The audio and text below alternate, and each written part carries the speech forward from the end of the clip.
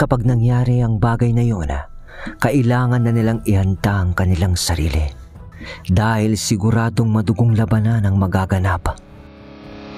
Mga kabagis, umpisaan ng pagganahin ang ating mga imahinasyon sa paki ng subscribe button. Salamat! Maya-maya pa ay unti-unti nang nawawalan ng bisa ang dimensyon kung saan sila naroroon. Gabi na din ng mga oras na yun. Kaya naman humanay na sila noon upang ihanda ang sarili nila sa pag-uumpisang muli ng labanan. Nakikita na nila na natigilan ang mga nilalang habang nakatitig kung saan sila naroroon.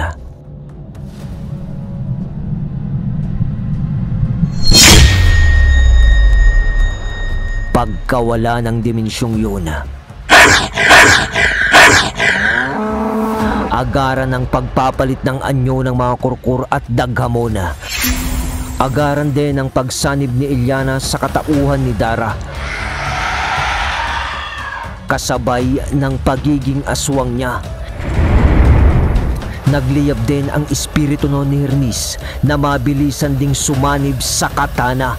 Kaya naman agad na silang namataan ng mga agaras.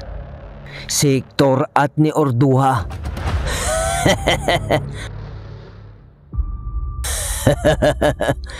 Sabi ko na nga ba, di tatagal ng isang araw ay lalantad din kayo. Ano Raymond? Mamili ka.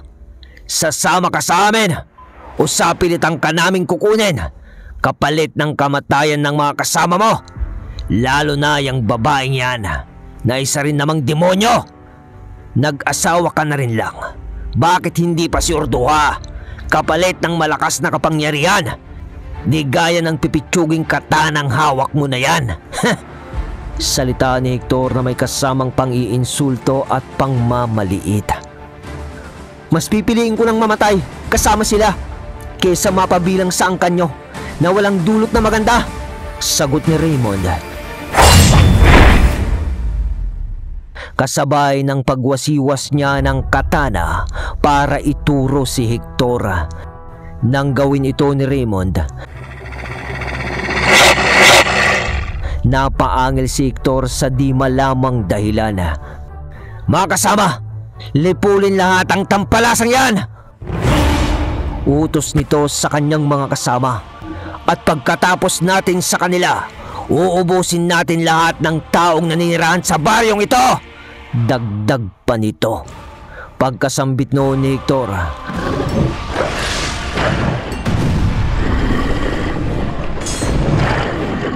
kanya-kanyang nagsipagsugod ang mga agaras kay Dara. Kasabay ng paglapag ni Orduha sa lupa mula sa likod ng kanyang ama. Kasabay ng pagsugod ng mga agaras,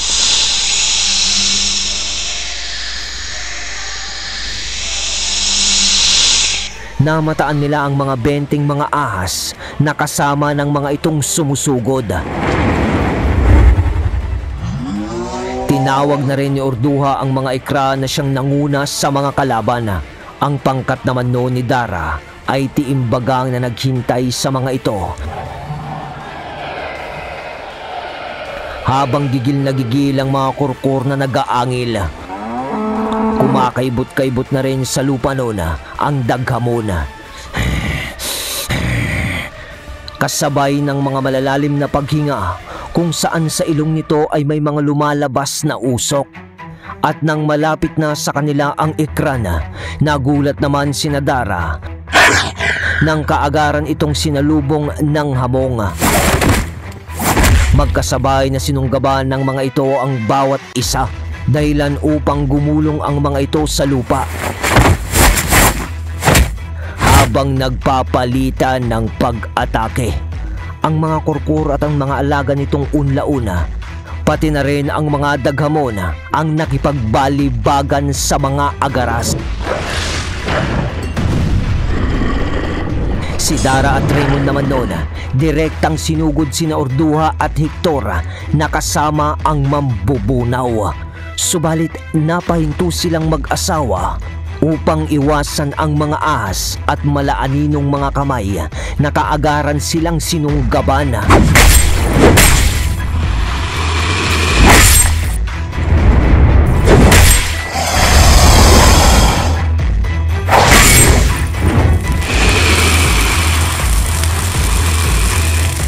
Agad namang pinagtatatagpas ni Raymond ang mga ahas na yun na agad namang nagsipagliyab ang mga katawan.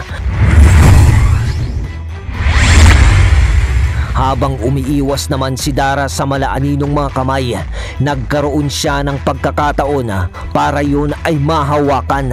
Agad niya yung tinagpas. Ngunit kasabay noon ang pagtanggap niya ng pagkalmot mula sa matatalas at solidong kuko mula kay Hector na nasa kaanyuan ng malaking aso na may 3 ulo o yung tinatawag na Osiris. Napadapa noon si Dara sa lupa habang iniinda ang sugat. Mabilis naman siyang bumangon noon habang pagapang na umaatras mula kay Hector. Habang tumatagal ang laban, ramdam na ramdam ni Dara ang mas lalo pang pag-init ng dignum na tangan niya. Isang hudyat na may nilalang na mas higit na malakas kaysa sa kanya. At sa pagsugod muli ni Hector sa kanyang buong lakas, siyang sinunggaban nito gamit ang mga bunganga nito mula sa kanyang 3 ulo. Ngunit nagawang makaiwas doon ni Dara kasabay ng pagbaon niya ng karambit sa katawan nito na nagdulot ng isang malalim na sugat kay Hector. Ngunit isang malaking napakaitim na mga kamay ang humampas kay Dara, dahilan upang tumalsik siya noon nang masipat ni Raymond ang kaganapan. Mabilis siyang kumilos upang tulungan sana si Dara. Ngunit 3 malalaking ahas naman ang tumuklaw kay Raymond, kasabay ng paglingkis ng mga ito sa kanya ng mahigpit. Hinampas din ng isang ahas ang braso niya noon kung saan hawak niya ang katana, kaya agad niya itong nabitawan. Mahal! Sigaw ni Dara. Kasabay noon ang agaran niyang pagkilos upang sumaklolo sa kanyang asawa. Ngunit habang tumatakbo siya noon, biglang may tumadyak sa kanya. Huwag kang tumalikod sa ating laban! Salita ni Hector. Ngunit sa pagtayo ni Dara, ang mga malaaninong kamay naman ang sumapak sa kanya, kaya muli siyang napatumba sa lupa.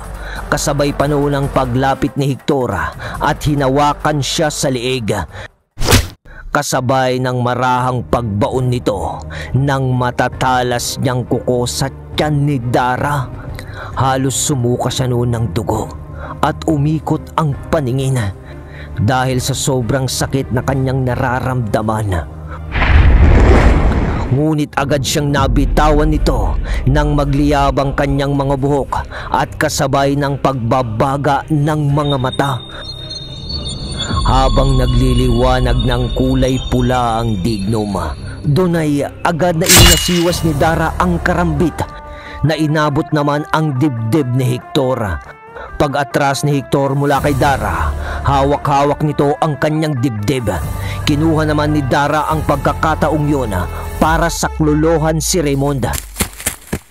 Habang siya ay nananakbo, iniiwasan niya ang mga ataking nagmumula kay Ordua. At nang iilang metro na lang ang layo niya mula kay Raymond, nasipat niya ang katana na nakalapag sa lupa. Kaya naman dali-dali niyang isinuksok ang isang karambit. Sabay mabilis nitong dinampot ang katana at mabilis na iwinasiwas upang pagtatatagpasin ang mga ahas na nakapulupot kay Raymond.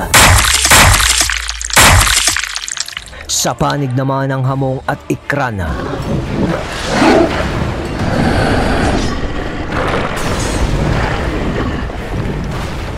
pareho na ang mga itong puno ng pinsala sa katawan, ngunit patuloy pa rin nagbabakbakan at nagtatagisan ng lakas. May nakikisawsaw pa ng mga agaras sa laban ng dalawa. Ngunit ang lahat ng yun ay napapasubsob sa lupa kapag nakakatanggap ng malalakas na atake mula sa hamong. Sina Manong Ansing naman kasama ang mga kapatid nitong Kurkur at ang mga unlauna ay nakikipagdikdikan pa rin ng laban sa mga agaras.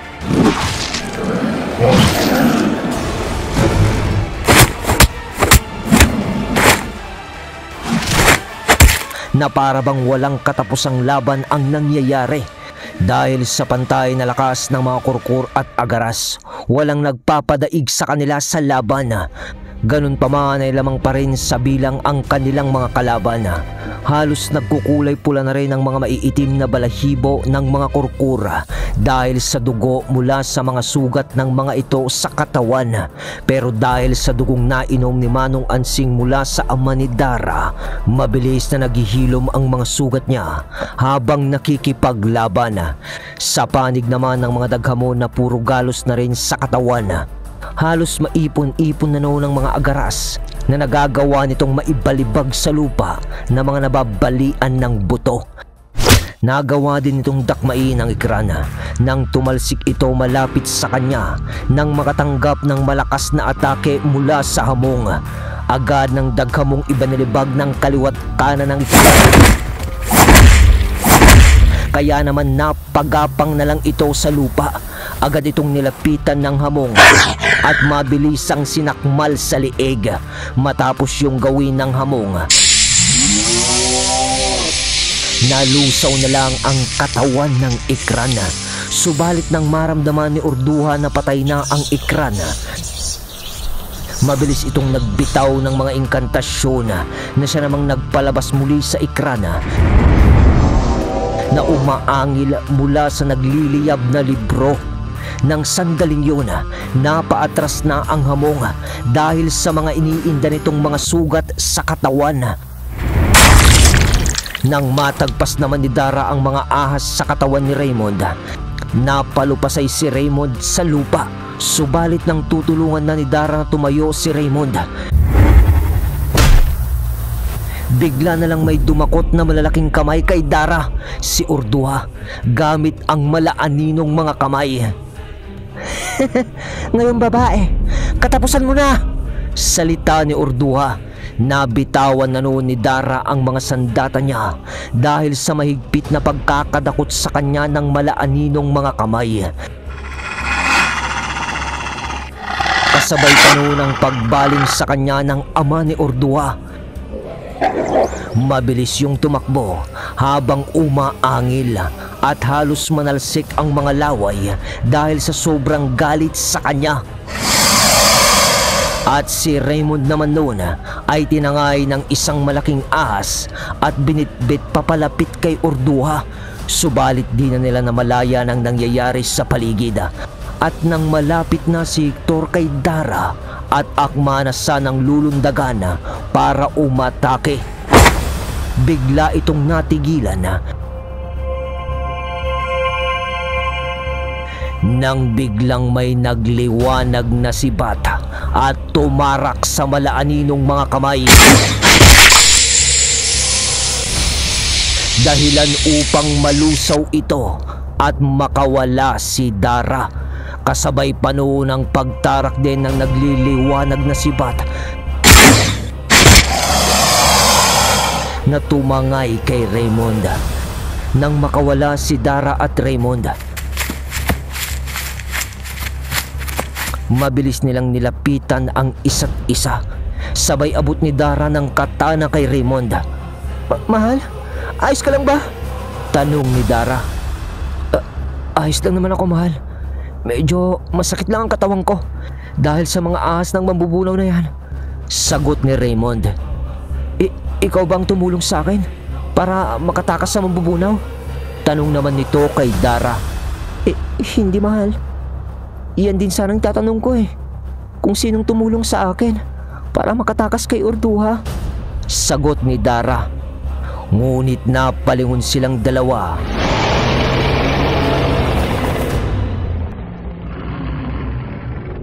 nang makarinig sila ng pag-angil ng isang gabunan at nung malaman nila kung saang direksyon yun, nakita nila ang isang lagusan na nakabukas na medyo may kataasan sa kabilang banda ng lugar ng labanan. Maya-maya pa, lumabas mula doon ang isang malademonyong gabunan habang lumilipad at nakadipa ang mga kamay. Kasunod noon ang paglabas din ng 3 engkanto habang pasan-pasan ang isang panauhin. Paglapag ng mga ito sa lupa,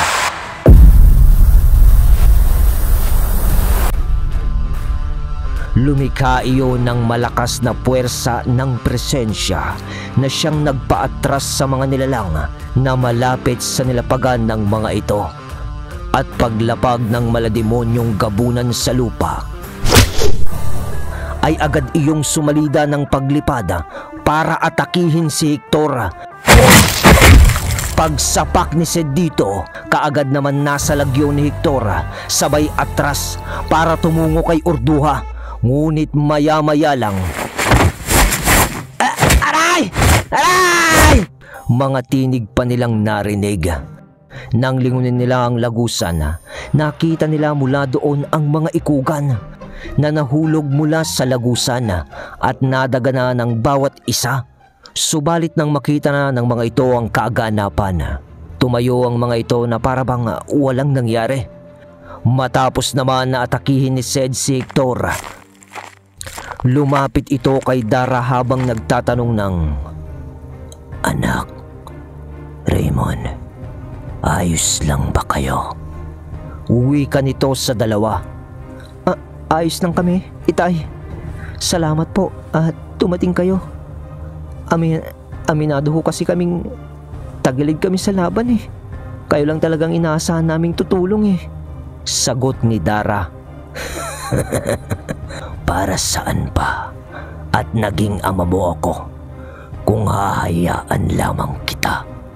Kung alam kong kaya mo ang lahat, pababayaan kita. Pero kapag nakita kong hindi, ibang usapan na yan. Salita ni Ced sa garalgal nitong tinig. Habang nag-uusap pa sila, lumapit sa kanila ang ninong Jacob ni Dara. "Iya, mabuti na lang at umabot kami." "Pasensya kung medyo natagal lang kami, ha? Naligaw kasi kami.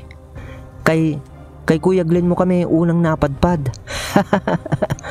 Salita ni Jacob na may pakamot-kamot pa sa ulo.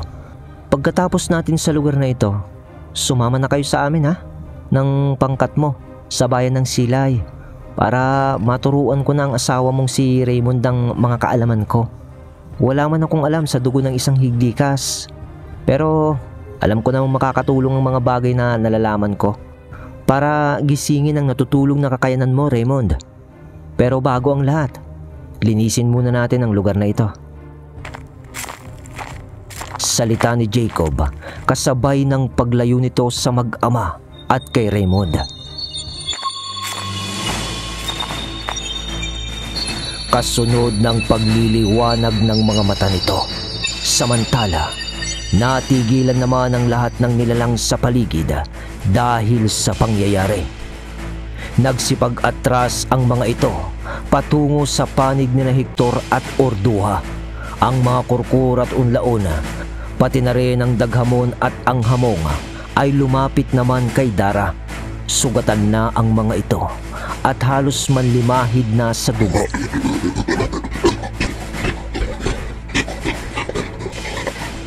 Kasunod noon ay ang siyang paglapit din sa kanila ng mga malaunggoy na mga aswang, ang mga ikugan.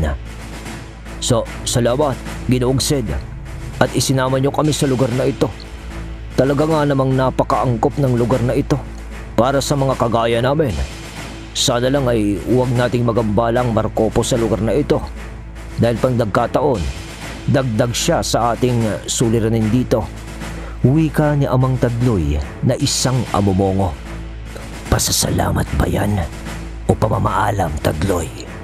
Kung pamamaalam yan, ako na kaya ang pumaslang sa'yo. Sagot dito ni Sed. Pasasalamat ho, Ginoong Sed. Pasensya na ho. Sagot nito. Biro lang.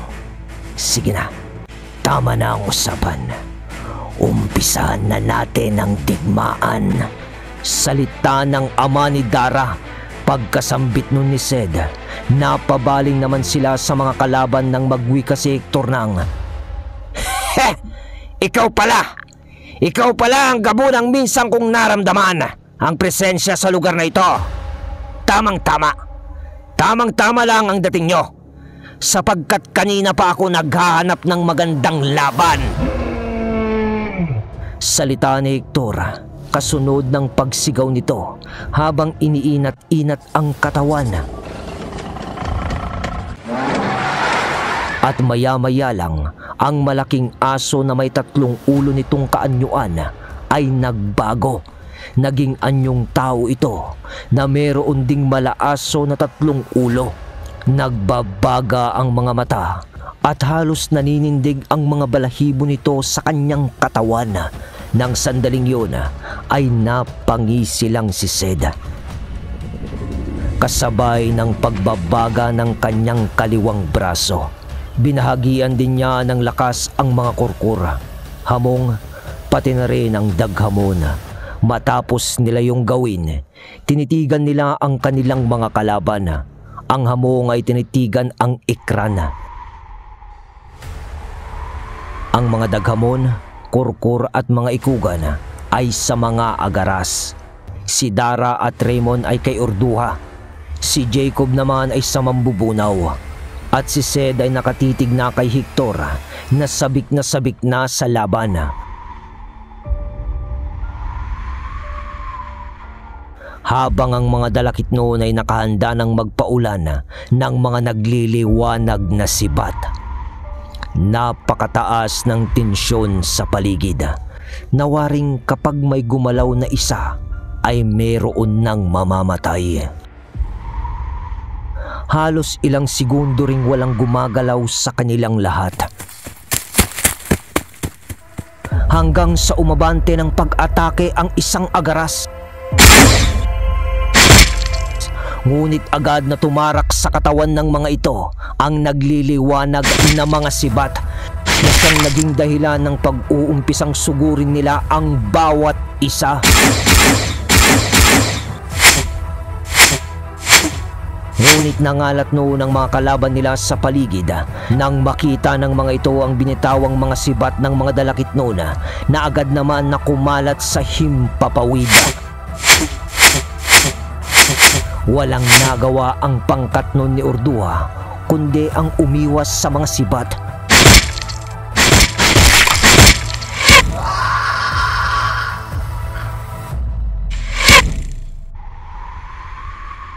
Ngunit marami na sa mga agarasang binawian ng buhay nang tumarak sa katawan ng mga ito ang iilan sa mga sibat.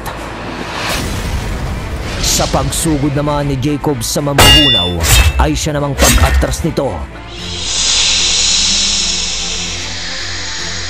Habang nagpapakawala ng mga ahas na tumutuklaw kay Jacob.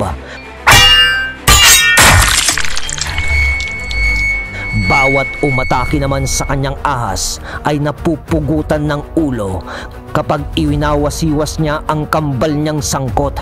Di pa nun gumagamit ng mga orasyon si Jacob at tanging pisikal na bilis at lakas niya pa lamang ang inilalabas niya dito.